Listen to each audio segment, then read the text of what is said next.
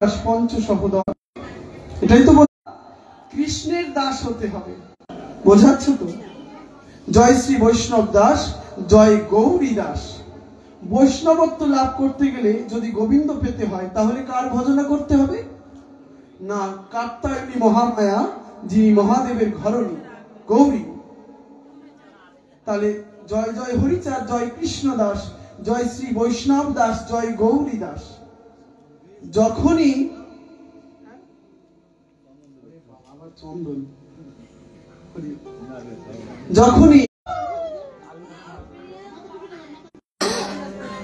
তাহলে যখনই মানুষ নিজের সত্তাটাকে চেনে তখন কি হয়? তখন বলে যে নিজ দাস করি মরে করো আত্মসাৎ। নিজ দাস মানে কি? আমার দাস আমি হব, মানে আমার ভেতরে যে পরম সত্তা লুকিয়ে আছে তার দাস আমরা হব। এই জন্য ঠাকুরের বন্দনা। তা এখন একটা ঠাকুরের গান গাই, আগে ঠাকুরের ধ্বনি দিই, তারপর ঠাকুরের গান গিয়ে আমার মতো শেষ করে দিই।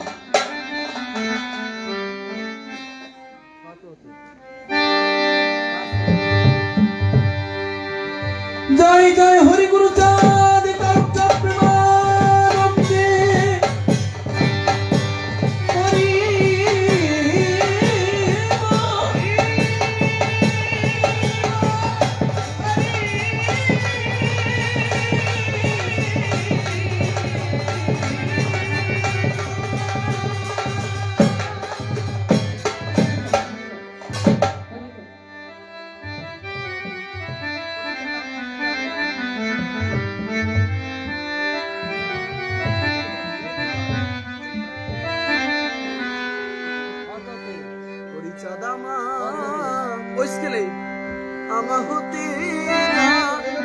ওইখানে লাগবে না, নিচে স্কেল।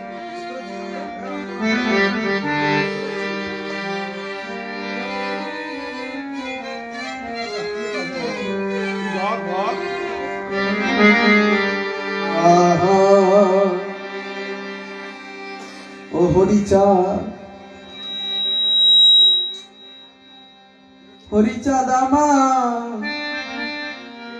আমা হতে যাবে যাবে জানা, ও তুমি দিন দিন বন্ধু কি না।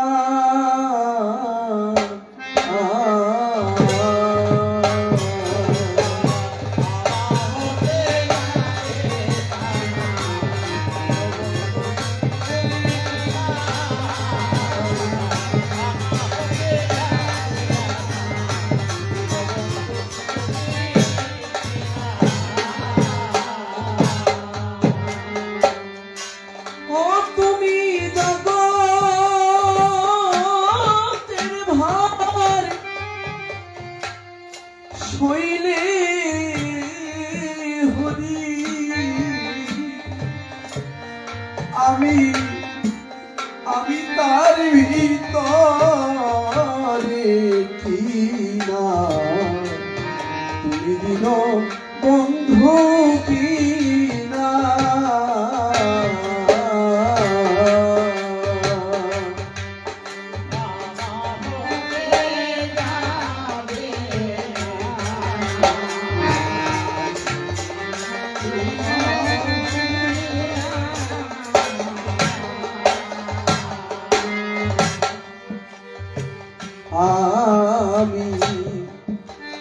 আমি কাঙাল চিরদিন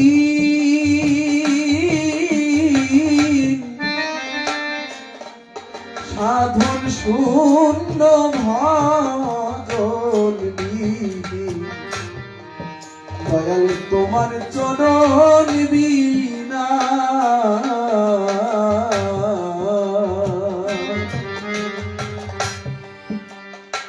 ঠাকুর, আজকে যে প্রেমের বাজার তুমি যে বসিয়েছ, আমার তো ক্ষমতা নাই আমি তোমায় দেখে আসবো, তবে শুনেছি ভক্ত যদি কৃপা করে অসম্ভব কাজও সম্ভব হলে হতে পারে। আপনাদের মতো ভক্তের জন্য এই বাড়িতে প্রেমের বাজার বসেছে।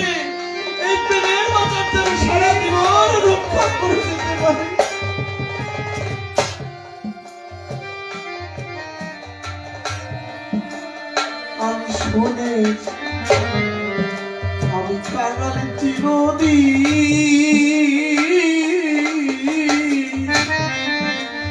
এই সাধন শূন্য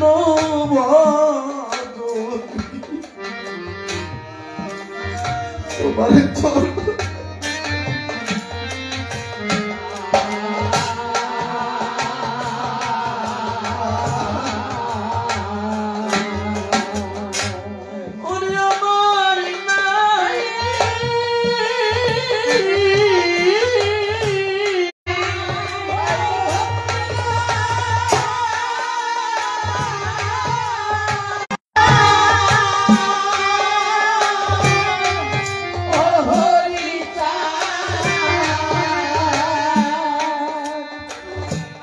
আমার নাই ভক্তি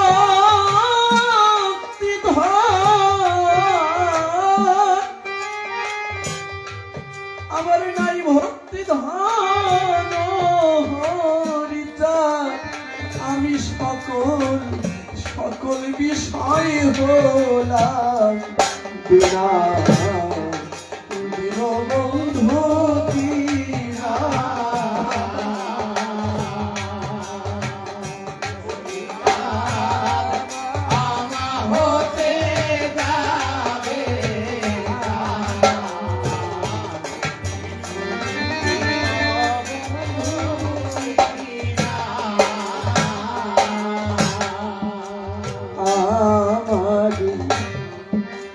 আমার এই জীর্ণ তরি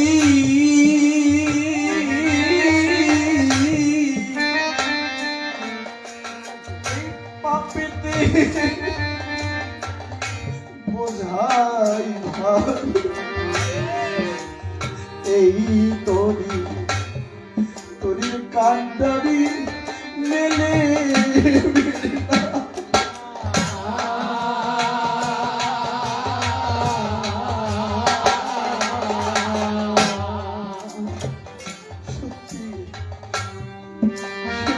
কথা মনে পড়ে আমি ঘরে বসে আছি দাদু বলছে অলোক শোন মন্দিরে বস নতুন মন্দির প্রতিষ্ঠা হচ্ছে তখন বলছি তুই একটু গান কর ওই যে দাদুর কৃপায় আমি যে পথে চলেছি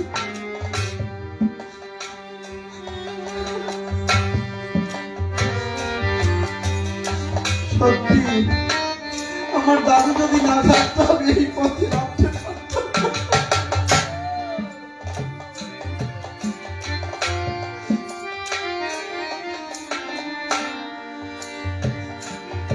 একটাই কামনা ভক্তদের কাছে আমার বড় দাদু আমার বড় ঠাকুমা আমার মেজো দাদু মেজো ঠাকুমা আমার দাদু আমার ঠাকুমা ঠাকুর এরা যখন ভবপারে ঘাটায় গিয়ে দাঁড়াবে তুমি নিজের হাতে বৈঠা ধরে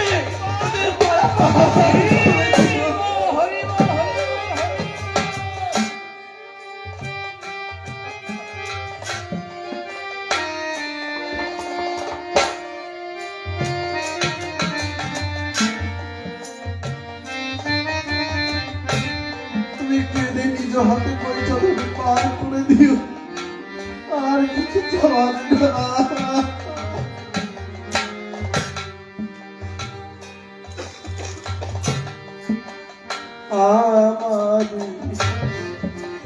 আমার এই জীর্ণ করি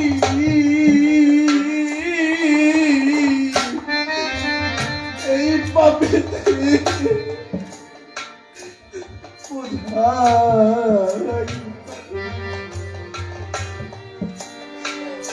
এই তরি কান্ডারি মেলে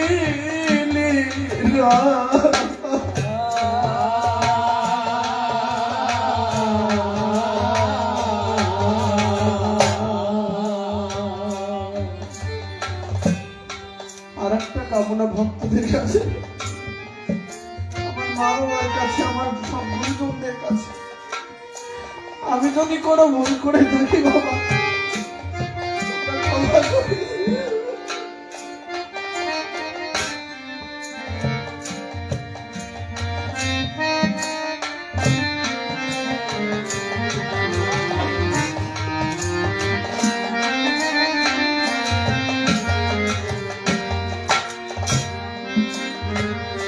আমার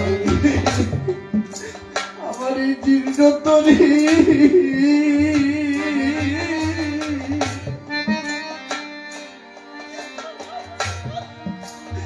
এই পাপেতে বোঝাইল, আমার এই তরি কান্দারি মেলে না।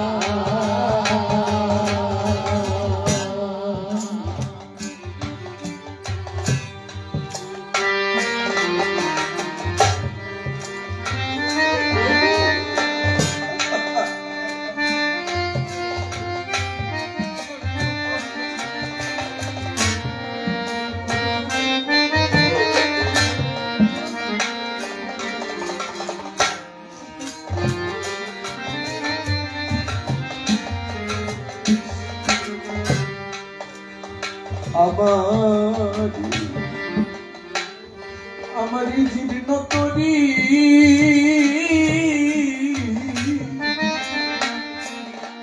এই পাপেতে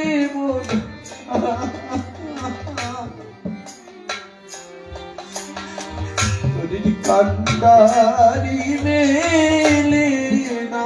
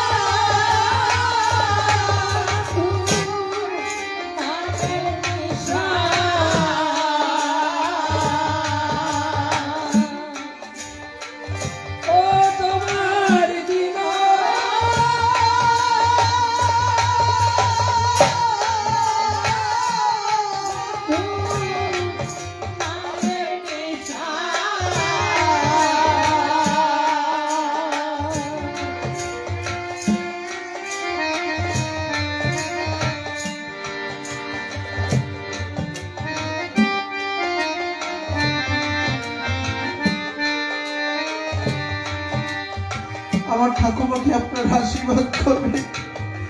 এই অবস্থায় যে মানুষটা প্রতিনিয়ত মন দিয়ে পিছনে আমার ঠাকুরের পিছনে ভালোবেসে আছে, সে যেন প্রজন্ম জন্মান্তর ধরে আমার ভাবে হরিনাম করতে করতে যেন ভালো পারে পানি ধরতে পারে।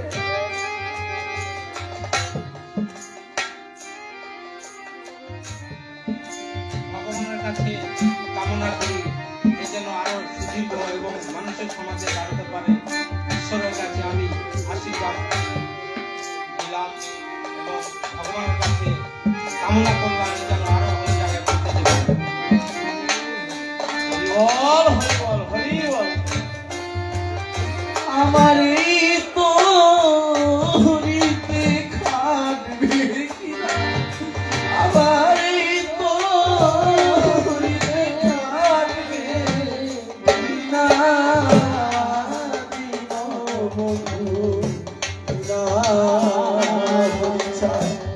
আমার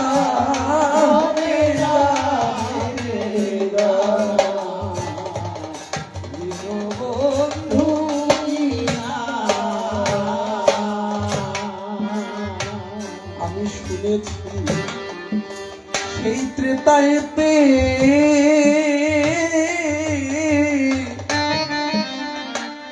মিথিলার পার ঘাটাতে এই মাধবে কাষ্টের তরীর সোনা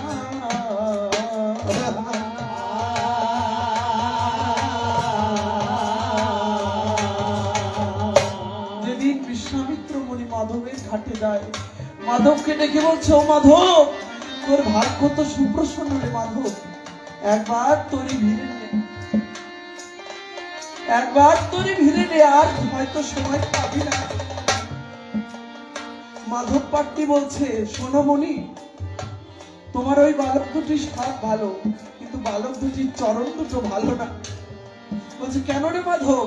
বলছে, তুমি কি জানো না সেই অহল্যার বনের মধ্যে ওই বালক দুটির চরণ স্পর্শে অহল্যা মানবী হয়ে গেছিল।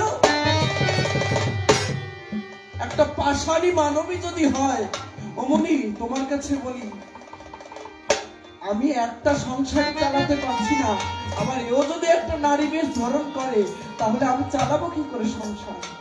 দেখুন কতটা ভক্তি ঠাকুরের প্রতি। বলছে, এই চরণ যদি আমার নৌকায় পড়ে, তাহলে নৌকাও তো মানবী হয়ে যাবে। না না না, আমি পার করবো না। তখন ভগবান বলছে, মাধব রে, মাধব তুই পার করে দে মাধব।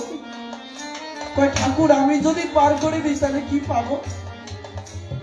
বলে, মাধব রে, তুই যদি এখন আমায় পার করে দিস, আমি তোর কথা দিলাম, যেদিন ভব নদীর খেয়াঘাটে তুই গিয়ে দাঁড়াবি রে মাধব, আমি নিজ হাতে বইটা ধরে তোকে ভব পার করে দেবো রে মাধব, তোর চিন্তা নাই।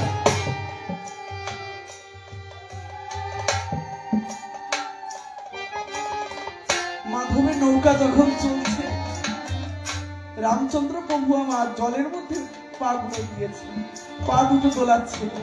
এখন মকর বাহিনী গঙ্গা চিন্তা করছে যে প্রভুর চরণ আর জীবনে পাই কি না পাই, একটু মাথায় আমি চরণটা ঠেকা।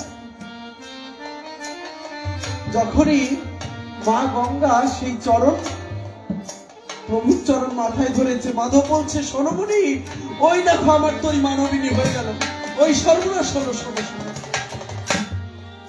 বলছে, মাধব রে, তুই এখনো চিনতে পারলি না? এই সাধু ভক্ত ভগবানের কৃপা পাওয়ার জন্য সবসময় অনুরক্ত থাকে। মা গঙ্গা যেদিন বলেছিল, ও প্রভু, তুমি তো আমায় সৃষ্টি করলে, কিন্তু আমার পাপ তাপ যাবে কি করে?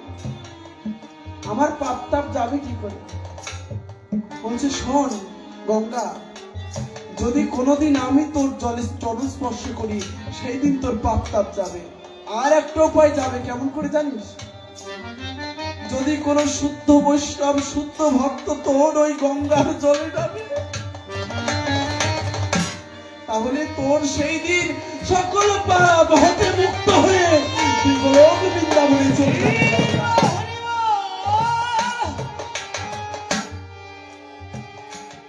তাই সকল ভক্তের চরণ ধুলিতে আমি ভিক্ষা চাই, এই যে পথে আমি নাবার চেষ্টা করেছি, এই পথ যেন ধরে রাখতে পারি, আমার দাদুদের নাম যেন আমি রক্ষা করতে পারি।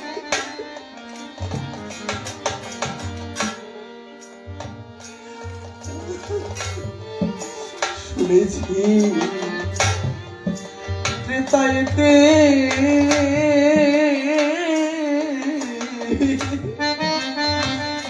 মিথিলার ওই পার ঘাটাতে এই মাধবে কাষ্টের তরি সোনা।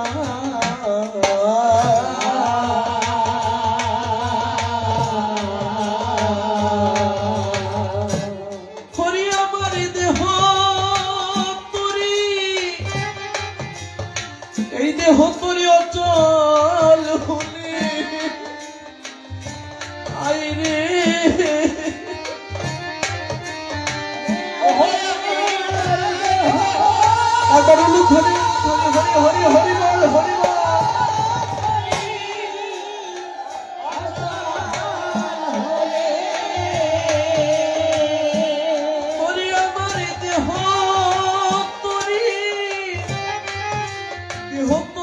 চল হলে তোমার চরণ তরি দিবে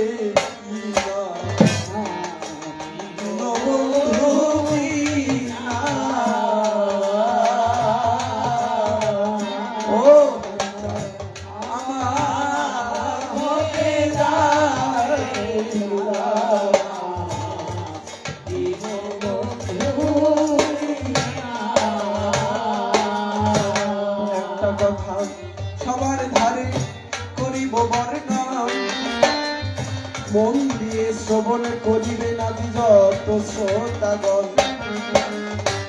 হরিতত্ত্ব কৃষ্ণ তত্ত্বের প্রভেদ কোনো নাই, দেখিয়ে গেছেন আমার প্রেমিক অশ্বিনী গোসাই। একদিন ভগবান শ্রীকৃষ্ণ বলছে নারদকে, নারদ তুই শোন আমি বলি আজ তোকে, আমার ভীষণ চোখ ব্যথা হয়েছে জানাই, তুই একটা ব্যবস্থা কর তোরে জানাই।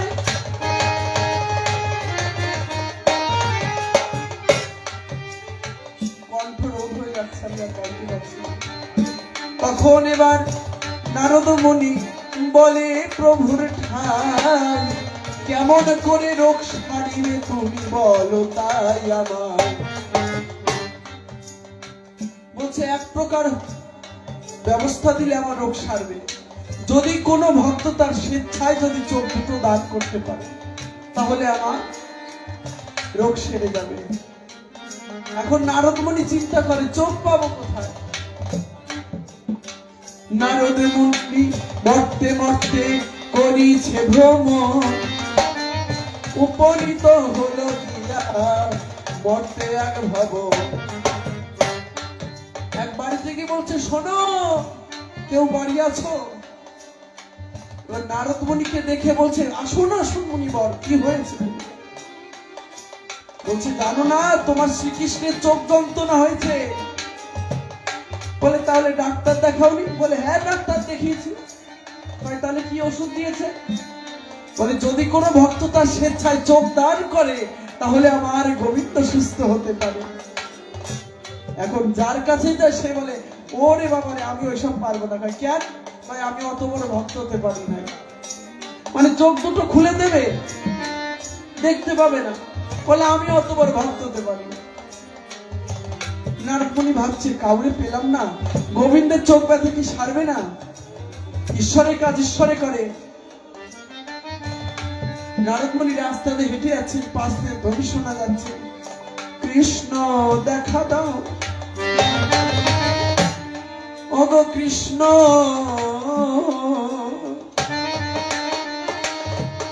আমায় দেখা দাও,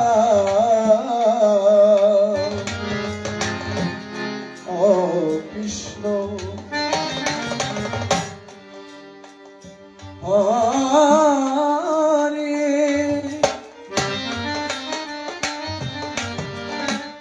কৃষ্ণ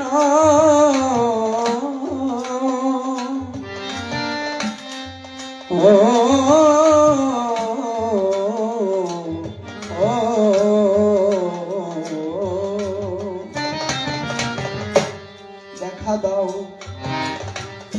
নারদ মুনি ভাবে কে এরকম কৃষ্ণ কৃষ্ণ বলে কান্না করছে। গিয়ে দেখে জৈমিনী মুনি গাছতলায় বসে হা কৃষ্ণ গোবিন্দ বলে দুই নয়নের জল ছেড়ে কান্না করছে। যমুনি তুমি কি জানো তোমার গোবিন্দের শরীর খারাপ? বলছে না কই তো, আমি তো জানি না। বলছে শরীর খারাপ যখন তখন এই রোগের কোনো ওষুধ দিয়েছো? বলছে একটা মাত্র ওষুধ ছাড়াতে পারে, যদি কোনো ভক্ত তার স্বেচ্ছায় চোখ দান করতে পারে তাহলে গোবিন্দের চোখ ব্যথা সারতে পারে। কত বড় পরীক্ষা! আপনাদের যদি বলে আপনারা পারবেন বলুন তো? কেউ কি পারবে? জৈমিনী মুনি বলছেন দাঁড়াও দাঁড়াও। জৈমিনী মুনি নখ তো বড় বড়, এক চোখ খুলে এবার মুনির হাতে দিল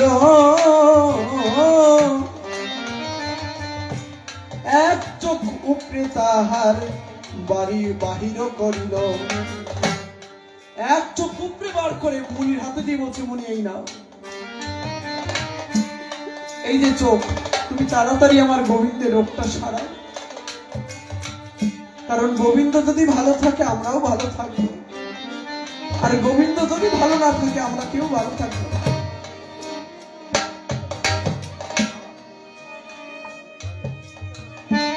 এখন নারদ মুনি যে যাত্রা করেছে, পিছন দিয়ে আবার জয়মিনী মুনি ডাক দিয়েছে, ও নারদ তুমি দাঁড়াও দাঁড়াও দাঁড়াও। বলছে কি হয়েছে?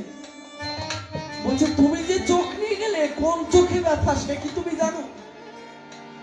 চোখটা যে নিয়ে গেলে কোন চোখে ব্যথা গোবিন্দের সে কি তুমি জানো? বলছে না, তা তো জানি না। আর এক চোখ উপরে হাতে দিল।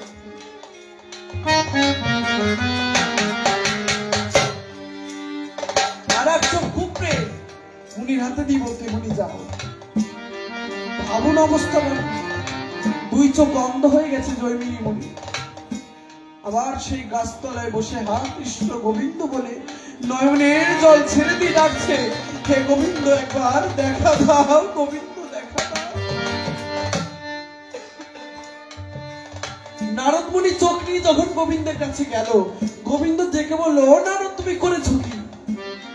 তোমায় পরীক্ষা করবার তরে আমি এই পরীক্ষা নিয়েছিলাম তোমারে, এখন তুমি এই কার চোখ নিয়ে এসছো? বলছে প্রভু, তোমার এক ভক্ত তোমায় এই দুটো চোখ দান করেছে। গোবিন্দ বলছে, ভক্তই আমার মাতা পিতা, ভক্তই আমার গুরু, ভক্তকে রেখেছে নানান তাই বাঞ্ছা কল্পতরু। তুমি কোন ভক্তের প্রাণে কষ্ট দিয়ে তুমি এটা এনেছো? ভুল করেছো নারদ, করা উচিত হয়নি। তবে নারদ মনে আছে, ভাবো যে এই ভক্ত এই চোখ দান করেছে, আমি একটু তাকে দেখতে যাব। ভগবানের যদি জন্য কিছু যদি না করেন কেউ, ভগবান আপনাকে দেখবে না। বলে না, মা না কাঁদলে দুধ দেয় না।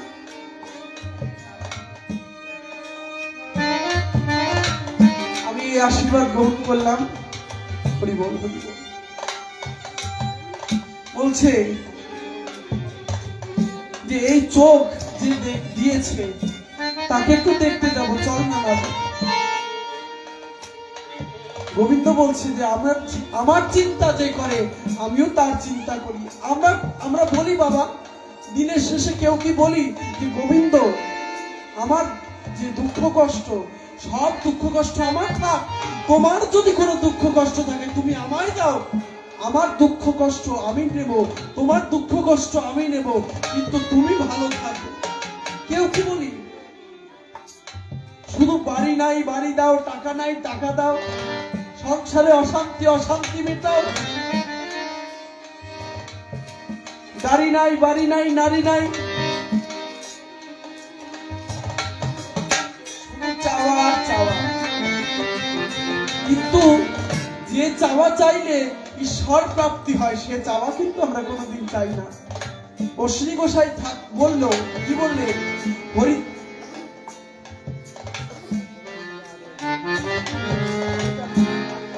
হরি ভজব কি আর তোমায়, হরি ভজব কি আর তোমায়, ইচ্ছা হয় উদয় আমায়, এ ভজ সে আজ আমায়। আমার বলতে যে ধন ছিল সব দিয়েছি তোমায়, তুমি তোমার ধন, আমি আমার ধন তোমাকে দিয়ে বসে আছি তোমার আশায়। এ দেহের ভার ঘুচাইতে যদি দুঃখ হয়, তুমি তোমার দুঃখ আমায় দিয়ে তুমি সুখে থাকো সদায়। এই কথা কি বাবা কেউ বলি? দিনের শেষে একবার হলেও বলি, ঠাকুর আমার সংসারটা যেমন চলছে একটু ভালো যেন চলে, আমার ব্যবসা বাণিজ্য যেন ভালো চলে, আমার বাড়িতে যেন সবাই খুশি থাকে। আচ্ছা আপনারা মনে করুন, আপনাদের বাড়ির সবাই তো একজন হেড আছে যে ইনকাম করে। যেমন আমাদের বাড়ি আমার বাবা, আপনাদের বাড়ি আপনার। সেই ভগবান যদি কোনো অসুস্থ হয়, ভগবানের যদি কোনো ক্ষতি হয়, সংসার বিশ্বজগৎ চলবে? চলবে কি? চলবে না বাবা।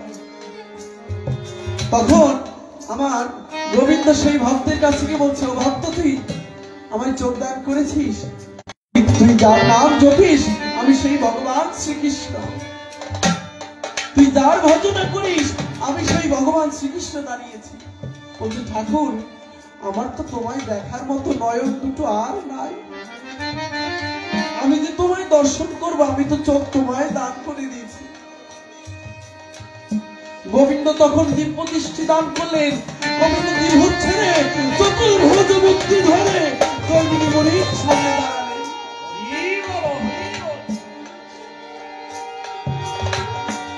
জৈমিনী মুনিকে আশীর্বাদ করলেন, ও জৈমিনী রে, তুই আজকে করলি, কলির জীবটা দেখতে পাবে। এই যে চোখ দুটো যে দান করলি, একটা চোখ ফেরত দিলাম আর একটা চোখ থাকবে বন্ধ। পরের জন্মে যেদিন আমি হরিলীলায় অবতীর্ণ হব সেই দিন তুই অশ্বিনী গোসাই হয়ে জন্ম নিবি। সবাই দেখবে তোর এক চোখ কানা, কিন্তু না রে অশ্বিনী, জৈমিনী, যেই চোখ কানা থাকবে সেই চোখ দিয়ে আমার আর শান্তির যুগল রূপ দর্শন করে তোর মানব জীবন ধন্য করবি।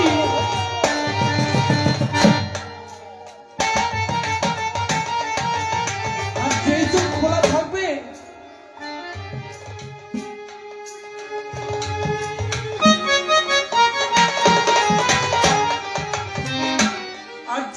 খোলা থাকবে সেই চোখ দিয়ে তুই বিশ্ব জগৎ দর্শন করবি। তাহলে সেই ব্রজতত্ত্ব আর হরিতত্ত্বে কিন্তু বাবা কোনো প্রভেদ নাই। বোঝা গেল তো? তাহলে কি ছিল? জৈমিনী মুনি কৃষ্ণ লীলায়, সেই মুনি আবার হয়ে আসছে হরি লীলায়, হরিরূপে জন্মগ্রহণ করে।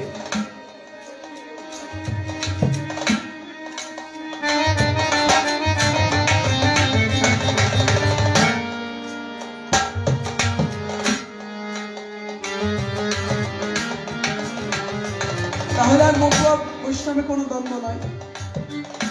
তবে আর বেশি কথা বলবো না, ছেড়ে দিয়ে যাবো আমার কবির কল্পনা। অনেক ভাবে অনেক কথা বলতে গেলে পরে অনেক কিছু দোষ ত্রুটি হয়ে যেতে পারে। তবে এরপরে আমার দাদা যে আসিবে, মধুর কণ্ঠ ধরে তার গান শোনাইবে। আপনারা ভক্তগণ করিবেন আশীর্বাদ দান, আশীর্বাদে দানে যাব আমি হইতে সুমহান। ভক্তবৃন্দের চরণ তরি অন্তিমে ভরসা, ওই চরণে জানে থাকে আমার অন্তিম মনসা। তবে আর বেশি কথা আমি বলবো না, ছেড়ে দিয়ে যাবো আমার কবির কল্পনা। তাই অনেক কথাই অনেক ভাবে বলতে গেলে পরে অনেক কিছু পরিস্থিতি হয়ে যেতে পারে। আমি কেন তাহারে বলতে যাবো বেশি বললে সে হয়তো হবে আর বেশি, আর তবে বেশি বলে নাই প্রয়োজন। আমার মতো ভাবে পালা করে সমাপন এখানেতেই আমার ভাবে সাঙ্গ হয়ে গেল। যাতা ইষ্টপিতে প্রেমানন্দে হরি বল, হরি হরি বল, হরি বল।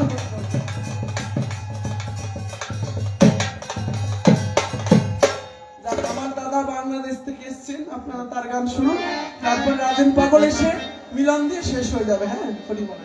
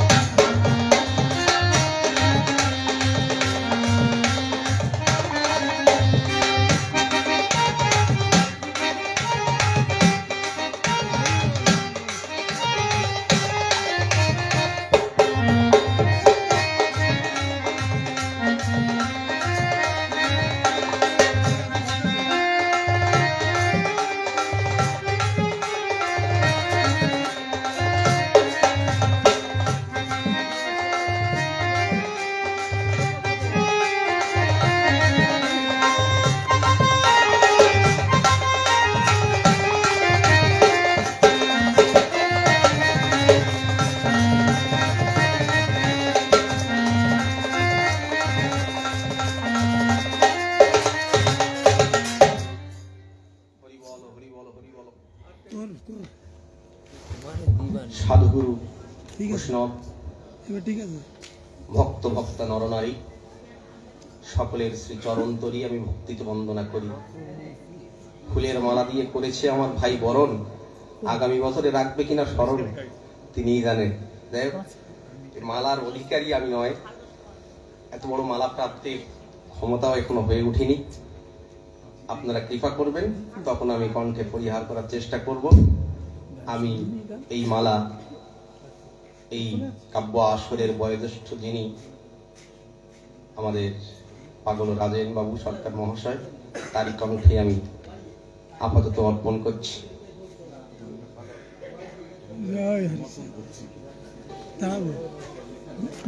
অনুধ্বনি অনুধ্বনি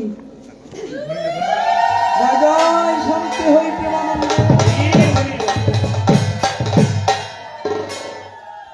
অর্পণ আর সমর্পণ একই অর্থবোধক।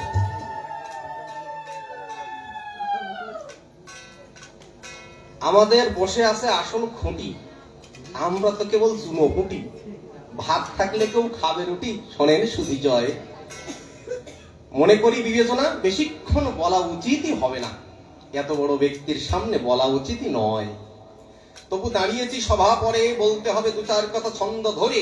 কাব্য আসরে যারা আছেন বসে সভা পাশে, তাদেরই ভক্ত ভক্তা নরনারীর আশীর্বাদ গ্রহণ করি।